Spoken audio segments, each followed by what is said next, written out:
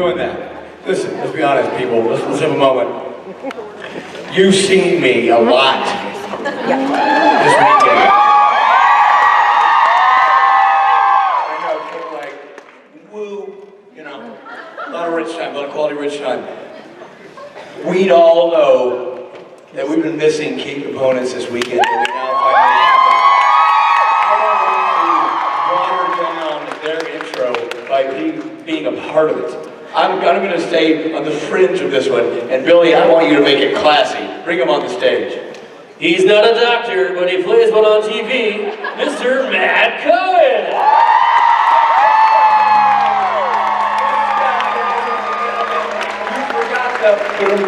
Right? Can we try one more time? And he's not God, but he does play one on TV, Mr. Robert Patrick Benedict!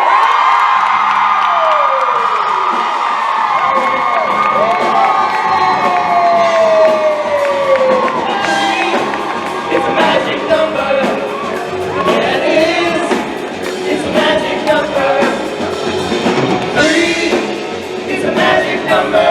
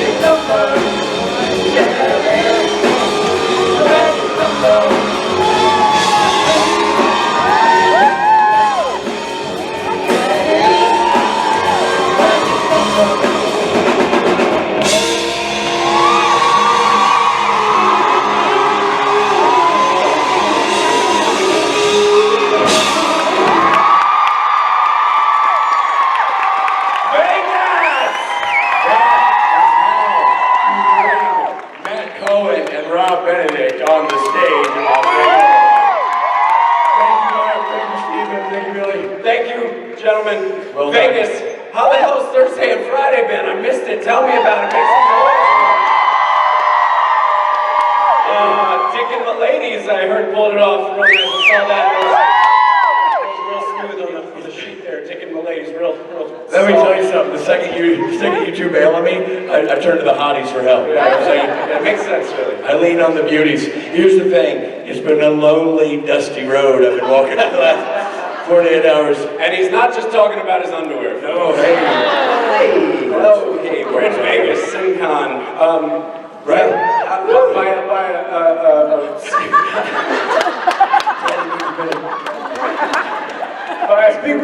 By a round of blood-curdling screams. Who had a good time last night? Okay, so I'm taking the first 4 rows right here. Only one of you had fun. Yeah, let's try that again. By a round of blood-curdling screams, who had a good time last night? This section? Alright, I get it. It was just Rich and his dusty underwear. Well, Rob and I are here, so make some noise! I'm really glad to have the boys back. Welcome back, boys. And I know that, for those who don't know, because Matthew was gone because he's shooting a soap opera in which he is now a star, General Hospital. Well done, buddy.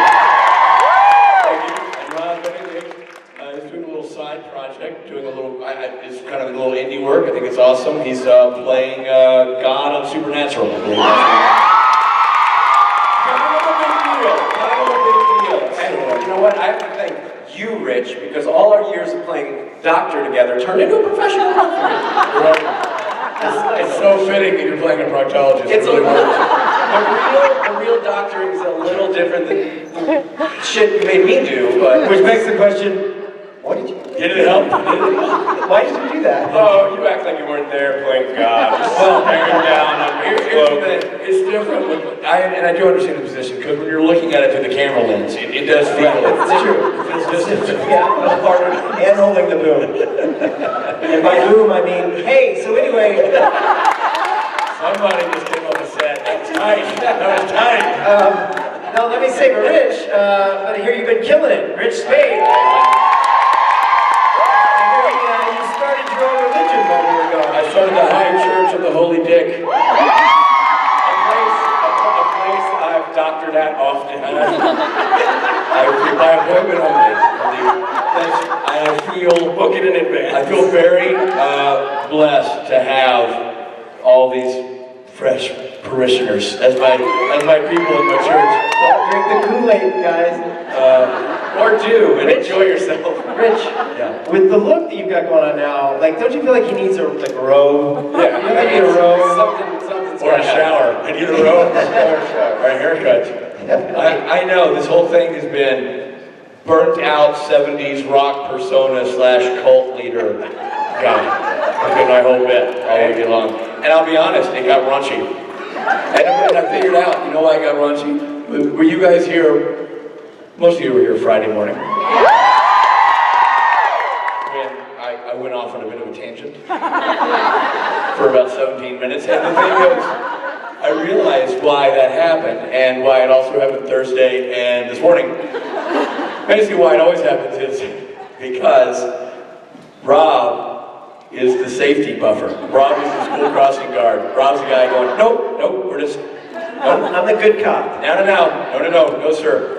Not sure we're going to do that, Rich. We're gonna dial that back. I had nobody going, well, but do we? You know, He doesn't mean that. I had nobody going behind me with the broom. Yeah. Well, I just left the mess. when you were gone in New Jersey last year and I hosted, we were all singing Kumbaya. Yeah, that's funny. When Rob hosted, I heard it got a lot nicer, and when I hosted without Rob, it got a lot dirtier. And when Matt takes over, it's just going to be ripped. It's just going to be hot, ripped. That'll be the silent show. I'll just stand here. All you got to do, big buddies, is be you, and they'll be like, "That was the best opening ever." Did the band play? I don't recall. I remember Matt was there, and there were lights, and he was wearing his shirt. All right, how about some questions?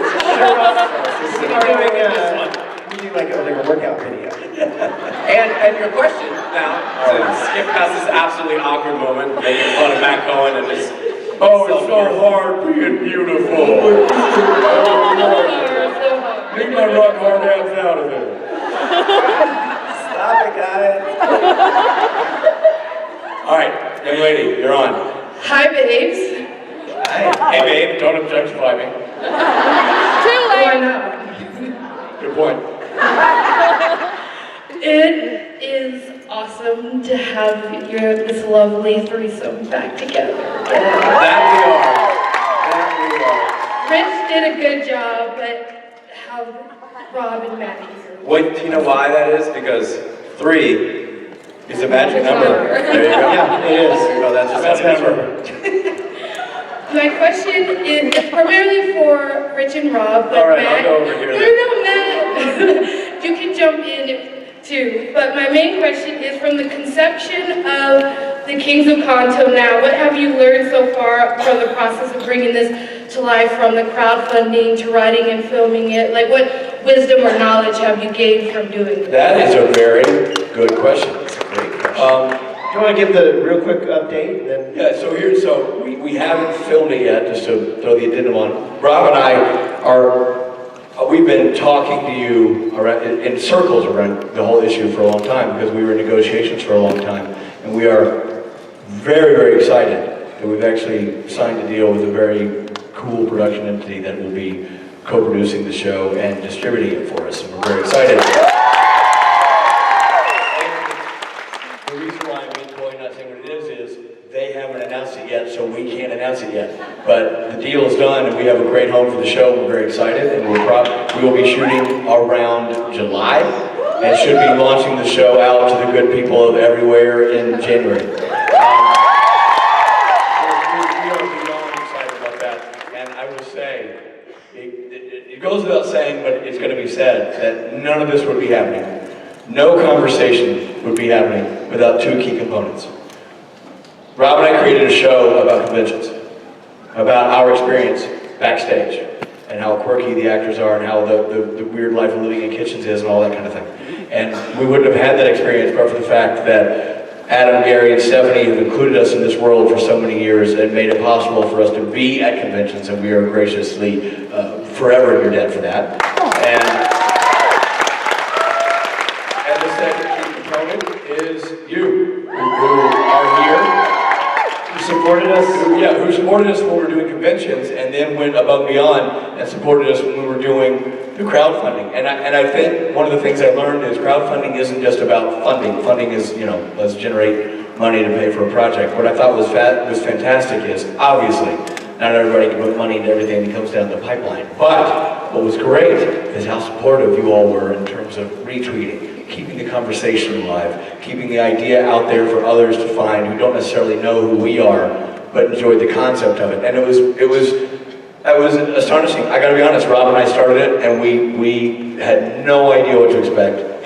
And the conversation it started amongst our fellow actors, Matt Cohen, Misha, Jared Jensen, everybody involved, Osric, Sebastian, everybody. That dialogue that became the creative juice of what we were designing, plus what you guys are doing for us on the other side, which was spreading the word, spreading love, and when you could, contributing and getting involved. It was amazing. It truly was an awe-inspiring re-examination of how production can work. And while we're giving heartfelt thank yous, I think it's very important that you guys give yourself a round of applause for just, wait, I didn't see what you're thinking yourself. Slow down for a slightly less than sober Matt Cohen making a promise to these guys during karaoke night to get naked. Wow, you reached $200,000 spots, and boy oh boy, is that haunting my career. I can't tell you, every soap opera digest magazine I do an interview for, they're like, so were you really naked? And I'm like, yes. I represent ABC. That was literally him making that up on the fly at night at karaoke in Seattle, where he was like, this is Rich, film this. I'm like, okay. And he made the promise on film, and Rob and I were like, okay. I mean, before you could think twice about it, Rob had that put up online and sent that video out. It was in the webosphere immediately, because we didn't know you were attracted. And thank you for your support. Your help. It became real very fast. And then very fast when Rob was like, all right, here we go, do it, Matt. I was like, Rob, you gotta film and stop just. Oh, the you running part. Yeah, that was fantastic. Sorry. Happy to be part of that. Thank you, Rob. The other question is, that I would talk to you about is, Rob, the writing of it. You and me working together creatively. Yeah, I was just going to say, sort of to answer the question, like the thing that we're sort of learning right now, we've written 10 episodes, and we're in the process now, we're finishing those and turning them in, but they're basically written and done, and it's so fun to imagine it. I can't wait for you guys to see it, and we've learned a lot about. I mean, the fact is, it's like that's the part that Rich and I really get a kick out of is creating this stuff, and so I think it's been good therapy for us as friends. No, it's been great. I mean, Rob and I have collaborated on this stage a lot, but we've never collaborated in that way until this project, and it's been fantastic. Our comedic voices on paper mesh really well, and that has been really fun, because we've both written a long time independently of each other. But this has been an awesome partnership, and continues to be incredibly beneficial, both personally and professionally, to me, and I believe to Rob as well. So the entire experience has been amazing. When you get into this business, this is kind of your dream. Like, it'd be cool to make my own show. Well, Rob and I are going to make our own show, thanks to you. And thanks to you. Thank you, Adam. Thank you, Gary. Thank you, Stephanie. Thank you, everybody in the Supernatural fandom, because without you, we would have nothing. So thank you very much. Thank you for watching. We can't wait to see it. Thank you. Appreciate that. You. If you had your character's powers, what would you do first? I'd bring myself back to the show right now.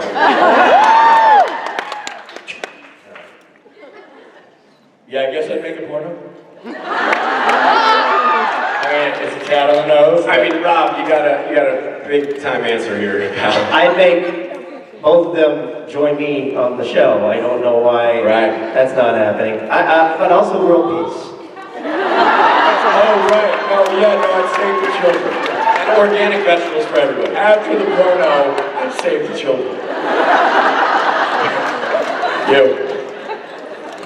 My question is mainly for Rich, but I want all of you to weigh in on it. I love that you're dressed as Sparkle from Jessica. So my question is actually about that episode, and obviously it was very important to the fandom at large. It's been widely regarded as one of the better episodes of the entire series. Oh, that's nice.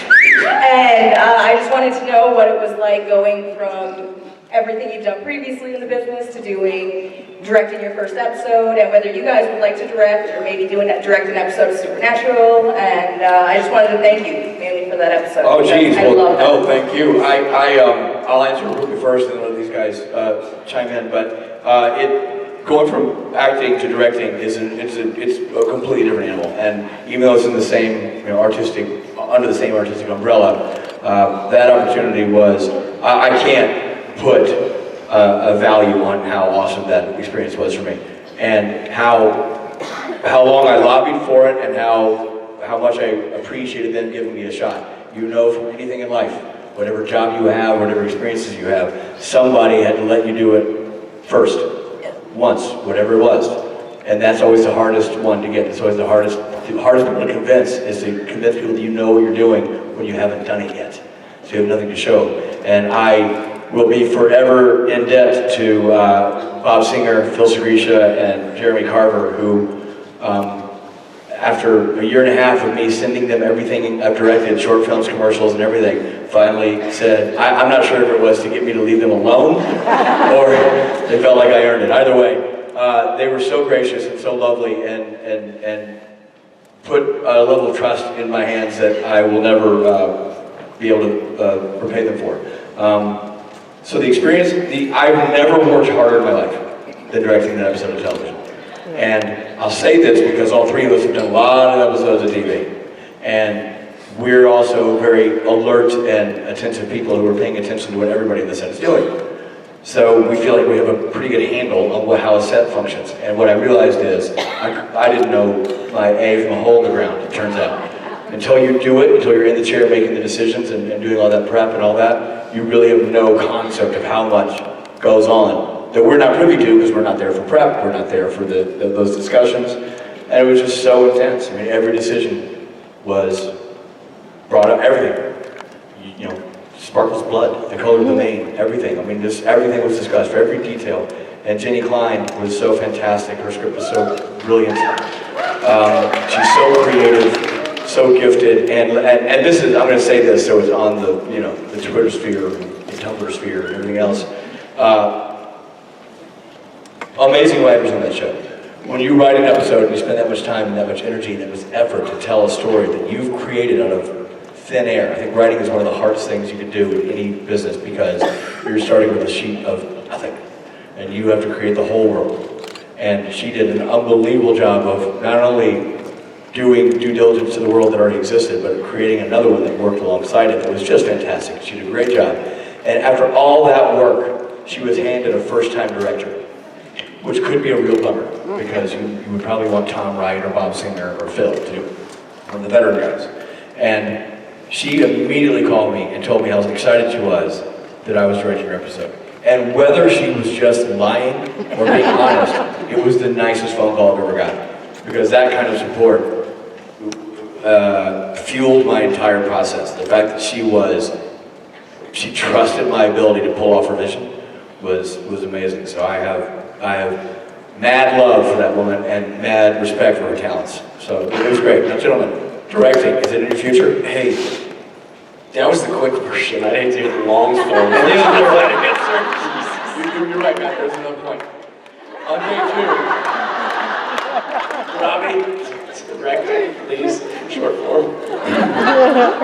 Every once in a while, I think that would be a fun venture, but I'm not quite ready yet. I'm really still exploring acting and writing, and I leave that to people like Rich, who I think really has a gift at that. And I'll happily do the others as long as I can. Yeah. Matthew? I'm you know, working my way towards there. We've talked numerous times. I've directed a couple of little things and look forward to directing in the future. But my first love is certainly acting. But the creative responsibility as a director is something that I yearn to achieve one day. And I won't even dare test those waters until I'm properly ready for it. But taking notes, Rich. I'm taking notes, pal. Take them from better, more advanced people than me. I meant from Tom Wright. Yeah, good, you are. Thank you for the question. You both did an amazing job. It had such an excellent balance of heartbreaking emotion with hilarity and imagination. It was awesome. Thank you. Thank you, and thank Thank you. you. I appreciate it. I know, Matt, I knew when she asked that question that my short version wouldn't be short, but what are you going to do? I love how you started with that. This is the quick version. Well, I didn't want you guys to panic, but 17 minutes yeah, later. I know. That's all the time we I have. had to wake Rob up 3 times. Well, that's just Rob. That's true. You. Hey, I was wondering what some of the funnier moments were while you were recording or on the set. For Supernatural? Yeah. Funny moments, Robbie. Big ha-has. Where were the chuckles? Gosh, there's a lot of laughs. I think there are a lot of laughs. Lots of people. Yeah, I think we're Matt, funny moments? No, I know what you always tell the story of. You have the hitting Jared with the plunger. Yeah, hitting Jared with a plunger was fun. Yeah. That was fun and funny. Just funny because I was scared, but it was like a not a real plunger, but like a rubber one that really didn't hurt much. But I still was like hitting him like really lightly because he's so freaking tall and big. Kicked my butt. So I suppose I come around the corner and go, ah! and they were like, it was Phil. Harvey? Was it Kripke? No, Singer. Singer was directing that episode, and so he was like, what are you doing? Hit him. You gotta hit him. Like, okay. So I went off. I was like, wow! And I was like, oh God. And Jared was like, that got me. That really got me. I was like, oh God. Oh jeez. Like, he's like, do it again. I was like, oh no. So I guess there was a comedy there, but the comedy was going on, I think, inside my head. To everyone else, it was like just another Tuesday or whatever, but he was like, oh, you are, what's in your heart? I was like in my head. Having a bit of a freak out, laugh fest. As you would. Yeah, but I don't know, if you ask him about that, he'll be like, huh? Who? But yeah, that was a funny, scary moment. But we got it on film and I survived. That's what matters. Matt? Matthew? Something funny, Matt? The ha-has, Matt? Big laughs. Matt, You gonna Speight me right in front of all these people right now?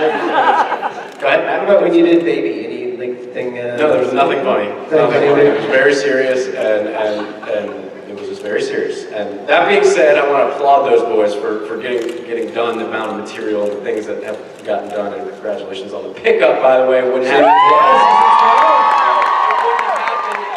boys didn't focus and get their shit done on that set. And we've spent so few hours together. The few episodes I've done have been up there, in and out, and getting it done. And yeah, exactly. Way to make the Richard Speight joke from the audience. Dirty person, That's Krista. Was it? I can't see. No. I'm supposed to wear glasses now anymore. So yeah, but in all honesty, there's lots of laughs. I mean, being back up there, we've all recently been back up, and it's the same crew that it's been all these years. I mean, right? The majority of those guys have been there since season 1. I know, yeah. It's literally one of the happiest, it's like a fun family. places on earth. Like lots of laughs. It's very comfortable. I can't think of one effing laugh. I'm telling you, like I'm laughless over here with the moments. I just remember being so scared in my last directing episode and getting ready to do stuff, and like the boys who are total pros, they're thrilled to have me up there, and they're thrilled to have Rob up there and Matt go back up. But it's not a play date, it's a job, and they're very dialed in on what they're doing, and so they show up ready to do their thing, and that dynamic is very interesting, and it didn't create a lot of laughs. In me, it created a lot of flop sweat. But it's always a good time. Anyway, I think we beat that dead horse. No laughs. Anyway, you. It's my first convention, like not even Supernatural. Oh my God, me too. In general. Welcome to the circus. Rich, thank you for the way you introduced me to conventions. And my question is for you and Rob, I guess. I want, before you ask your question, I want you to understand I'll something. be over here then. It's Yes. important. It's important you understand this. You've come to a supernatural convention. Every other convention you go to will consequently suck. This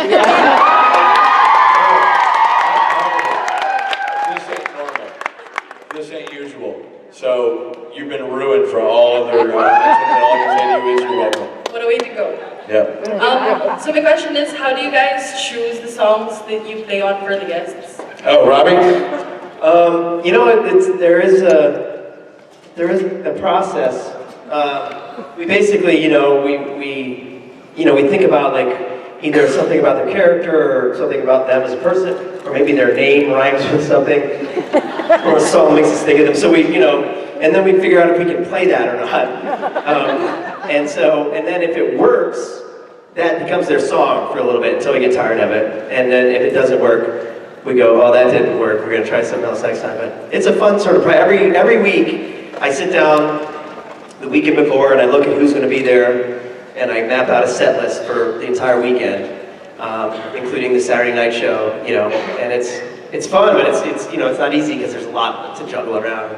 But it's super fun. And what we're going to play in the morning, every morning, and rules and regulations, and the whole deal. I have to interject for a second. I love how you said that we like to look at a song and see if we can play it. I don't know if you guys are paying close enough attention, but the musical genius of Loud and Swing is stupid, ridiculous. I know that's why I said you guys.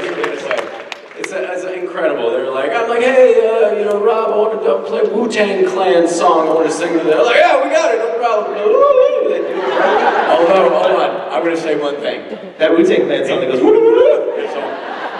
The only thing that's mildly challenging for Billy, and it gives me great joy to watch him struggle with it, is country music.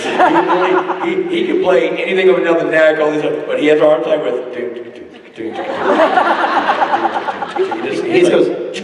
Yeah, it's like, no, it's not angry. It's America. It's freedom. That's what it's angry. It's like, no.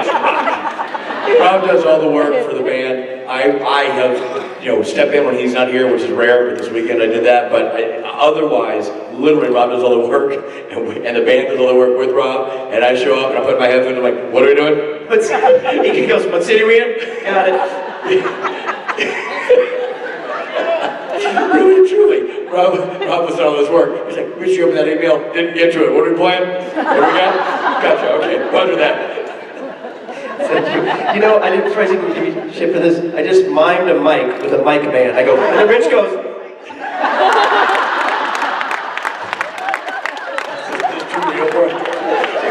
It's too like microphone. It's on the nose. Thank you, everybody. Thank you.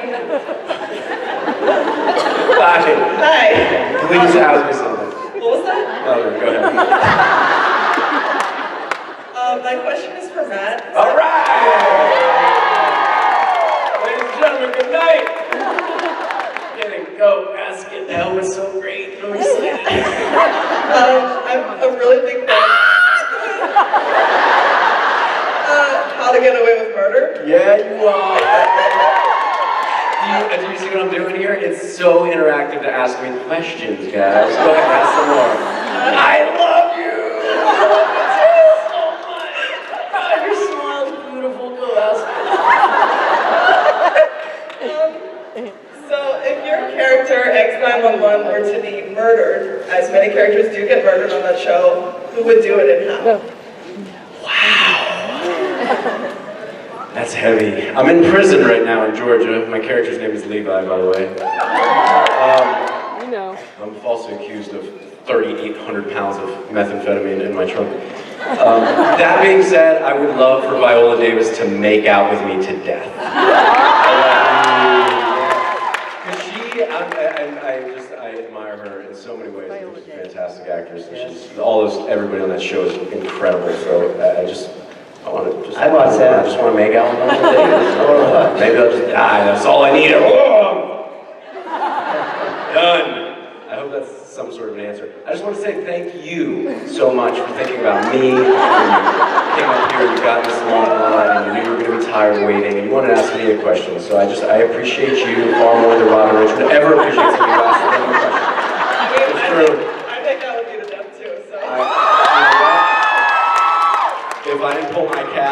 have a wife and a kid, I'd walk down there and kiss her. Thank you. Thank you. Boy, I can count on one finger the times that happened to me, right? Yeah, we go back to playing the doctor again, Rich. Hello, first of all, I'm a huge fan of all you, but I've been a Gabriel girl since his first appearance. Atta girl. And, you know, I'm still not over Hammer of the Gods. But I had actually kind of a serious question for all of you guys, really. You've been doing a lot to help with depression and soldiers and such with your charity programs, and as somebody who's been struggling with depression myself, I've found a lot of help in that. Did you guys expect such a big following when you started these programs? I will always say that I thought the charge was led really beautifully by Misha, who's a very exemplary, if everybody who had any level of fame, either small or large, followed his model, we'd fix the planet. He's an amazing man who has an amazing heart and an amazing gift for channeling what he does into charitable organizations and creating his own organization. And he's the most philanthropic guy I know. And I think he led the charge for Jared to start his campaign. Certainly, Rob had obviously a bad experience, and we were able to make something good out of something bad by creating a charity around that. And I never cease to be amazed by the generosity of the fandom. That's what it boils down to. It's kind of a responsibility, I think. We have various size audiences, but we have audiences, and I think it's always good to remind people that stuff needs doing, that people need help, that problems need solving, and it can be easy to do in terms of a little bit of time or a little bit of revenue, and big things can happen with a little bit of help. And I think that we've all sort of channeled that same thing. At least that's my experience. I mean, watching what Misha did was, over the last 5-6 years, was just really amazing. And so when Rob had his stroke and we could find a way to generate some money to help raise awareness to something that we weren't aware of until it hit us in the head, we turn to the best people we know, which is you. Thank you. I couldn't have said that any better. It's so spot on. And I'm also always just really just touched by the amount of people like after the show on Saturday night that will find something in a song that I'm singing about something real that I've experienced, that have experienced the same thing, and finding a common bond and finding someone else that has similar thoughts. And I think that's something that we all of us gather, being here together as a group, as a family, knowing that you're not alone. And Matt, you've been so involved in doing, I know, like, you do these inspirational tweets. I mean, you're very involved in self-empowerment, kind of on a daily basis, I would say. Yeah, I try to stick to my hashtag you campaign that started when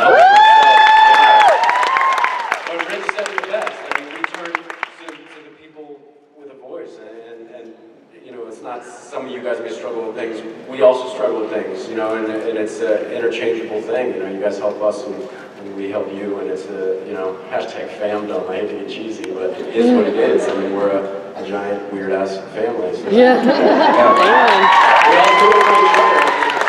Well, I do think I want to just go to something you said, because you said you started that hashtag you thing because it was really for you. How do you help yourself, and then maybe this will help others.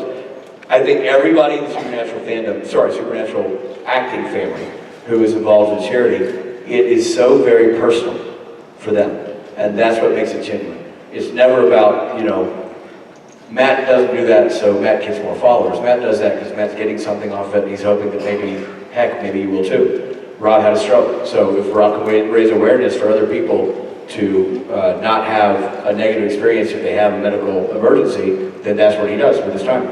Jared's dealt with his issues, he's put it out there. Mark has a son who deals with diabetic issues. He supports camps for kids who have those same issues. I did Band of Brothers. I fell in love with the faith and power of what it takes to defend a free nation, and I support that, or I support those people. That's all the things that we do come from a genuine sense of responsibility because we have them too. Nobody goes through life not needing help sometimes.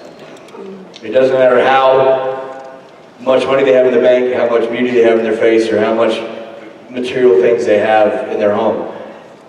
We are all built out of the same material, and the material is affected dramatically by the emotions in the real world. And everybody, every single one of us, needs something from someone sometime. We all need a hand up sometimes. So, if we can get more into that, that's pretty good.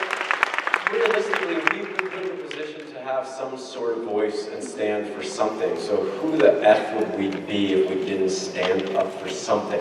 Rob, Rich, all the guys, everybody involved. Like, you don't take this for granted.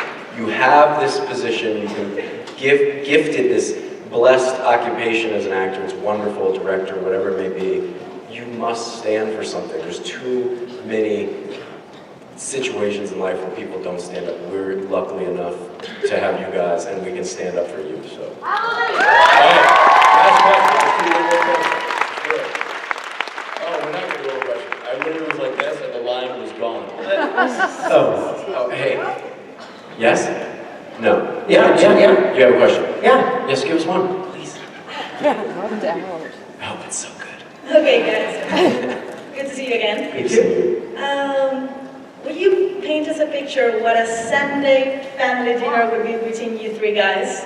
As God, Gabriel, and Michael. Sure, that's Please? easy. Yeah. Never be shirtless. I cooked something really nice. I cooked like a roast, some mashed potatoes, green beans. Yep. The works. Nice. I'm super proud. Matt shows up super proud, shirtless, but he doesn't eat meat. And so that's immediately awkward. And I'm trying to overcompensate by seeing what else I have in the kitchen. Meanwhile, no word from Gabriel. I had a date with a girl, and it went longer than I thought, and I'm tied up, literally. And he didn't bother to call because he's Gabriel. So I wind up eating the roast by myself, Bitterly. crying in the And I eat the olives out of your fridge because you have no good vegetables. Yeah. And then finally around 11:30, sweaty Gabriel shows up. Oh, you're still up. Did I miss dinner? My bad. Sorry, Dad. God's super proud of you. Sorry, bro. Yeah, I'm in a chair with one light on. Gabriel? You could have called, Gabriel. A word. The weird thing is, I probably look exactly like I look right now. And I'm actually in God's arms in the fetal position, just sleeping, just comfortable. Well, he's Still shirtless. I would look written hard, put up wet, you would look beautiful, and you would look needy. That pretty much Either way, it'd be a great episode.